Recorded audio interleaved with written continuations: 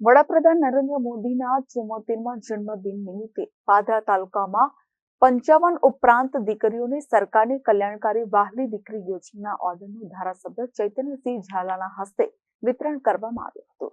પાદરા તાલુકામાં 55 જેટલી વહાલી દીકરીની યોજનાનો લાભ મળ્યો છે। બેટી બચાવો બેટી પઢાઓના સૂત્રને સાર્થક કરતા ગુજરાત સરકારની કલ્યાણકારી યોજના વાલી દીકરી યોજના કે જેમાં દીકરીને જન્મતાની સાથે 1 વર્ષમાં અરજી કરવાની હોય છે અને દીકરી જ્યારે પ્રથમ વર્ષમાં પ્રવેશ મેળવે ત્યારે એને 4,000, 9મા ધોરણમાં પ્રવેશ મેળવે ત્યારે 6,000 અને જ્યારે દીકરીની ઉંમર 18 વર્ષની થાય ત્યારે તેને 1 લાખ રૂપિયા, આમ કુલ 1,10,000 રૂપિયાની સહાય એ ગુજરાત સરકાર દ્વારા કરવામાં આવે છે।